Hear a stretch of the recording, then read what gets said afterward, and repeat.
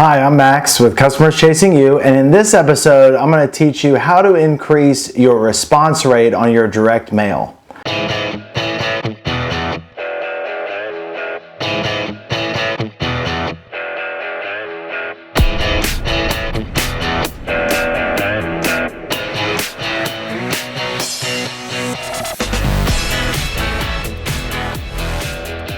It sounds like some sort of too good to be true secret formula, but it's really not that complicated. When I say it, I hope you're not let down.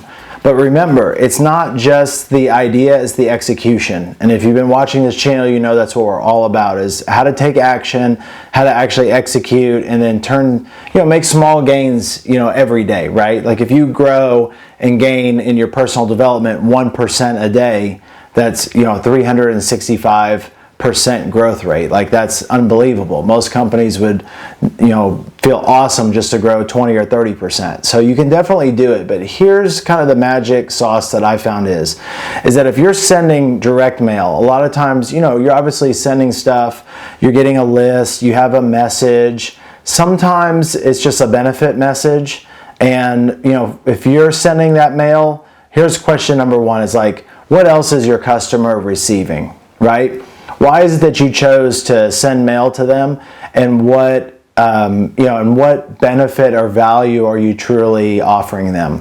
The fastest way that I've found to pump up and really increase the returns on my direct mail. When I say increase the returns, I'm talking about going from half of 1% or 25% of 1%, so 0.25 of 1%, a really, really small response rate to 3 or 4%. If you go from 0.25% to 4%, that's times 16. It's a huge difference. So how do you do it?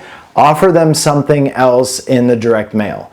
So there's nothing wrong with direct mail. I still use it. It's good. What I found to be a huge benefit, or I call it a kicker. I don't know, a kicker is a little extra, right? But it's a lot extra. Okay, so let's break down direct mail. So if you're sending people direct mail and it's a benefit statement, in the real estate space is very competitive. And so there's a lot of other people sending the same messages. If you bought a list from somebody, somebody else can buy the list. Does that other person have a bigger budget than you do? So it's you have to think about these things, right? So how are you going to stand out and differentiate? What we do is since we write books and booklets and educational materials, is we have a benefit statement on our direct mail. Once again, nothing wrong with that. It works. As long as, what you're putting out is, less than what you're getting back, then it's profit. We have to make profit in our business. There's an old saying that says, no margin, no mission. So I totally get all that. But how you can really, increase the rate of response is by offering something else. So instead of just a benefit statement that catches people who need to sell maybe their home or list their home or move to a senior housing facility right now, okay, what about something I'll give you an example. Let's talk about foreclosure. So I have a friend who sends out to a foreclosure list. It's a pre-foreclosure list. And they're gosh, the pre-foreclosures, they're just these people are really hard to deal with. And he said that out loud, and I was thinking to myself, well, yeah, no kidding. They're going through foreclosure.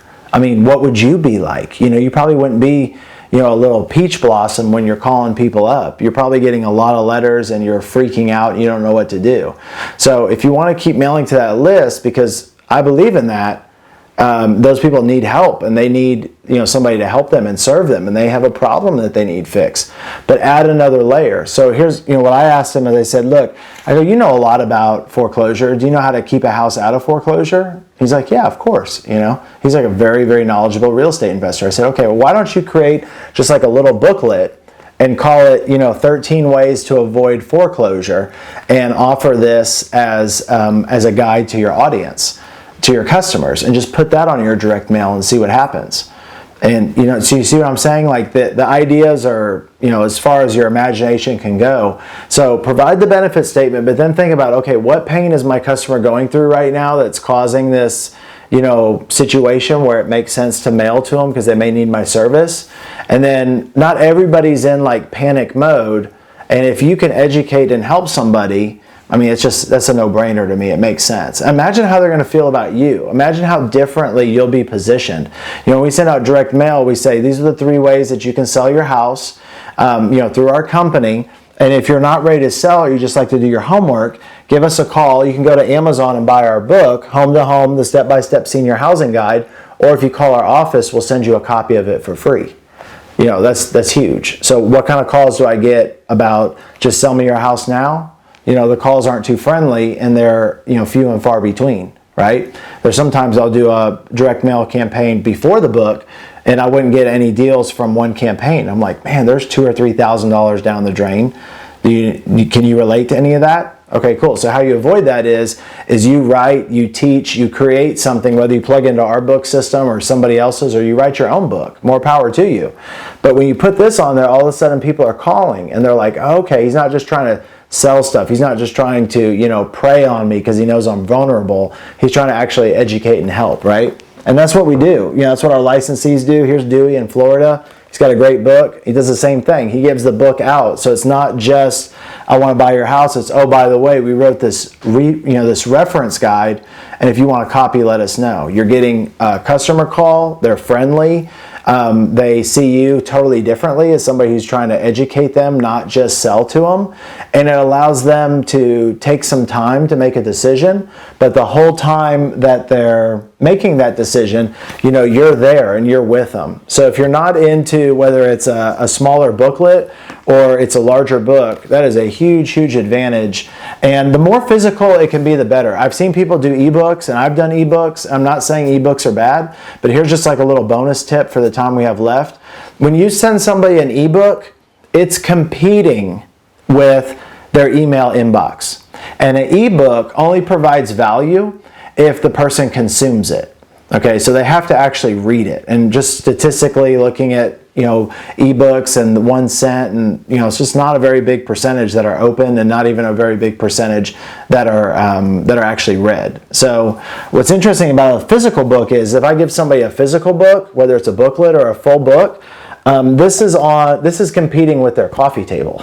Okay, not their inbox with like 5,000 messages. So that's another kind of really powerful thing about any book, is that, when I send this to somebody, they put it on their coffee table, and it's next to maybe like, a few magazines, and that's it, right? And they don't throw it away. So it's really, really good. Whereas the direct mail, if they don't have a need, they throw it away. That's why you have to send 6 or 7 of them to the same person, because it's all about the timing. But with a book, you only have to send it once. Kind of a funny fact, I'll just make this like bonus number 2, and then we'll wrap up, because I want to keep these videos short and condensed, is that, when I was doing yellow letter campaigns, I was sending out, 5, 6, 7 touch campaigns, and it was like $7. And that's really not that much different than what I can just send somebody one book. So it's like the same price, but they're calling me, and I just save a lot of money, and I get a lot more calls on the first and second touch of any sort of direct mail campaign, whereas before, most of my calls were for later on. Like they have to see, people go, oh, well, the key to direct mail is they have to see your message a lot. They have to see your message a lot. Well, they only have to see your book once. So just remember that as you're pumping up, and you're figuring out how to position yourself, how to communicate to your audience. If you're investing money in direct mail, it's definitely worth taking a look at. It's made my response rates a lot higher. My licensees are getting a lot better response rates. So take that tip and run with it. And I'd love to hear how it goes. Or if you already have a book and you've used that and you like the video, just give us a like, comment down below. Any suggestions for future videos would be awesome. Make sure to subscribe and share. And until next time, I want everybody here to be blessed, be well, and we'll see you on the next episode. Bye, everybody.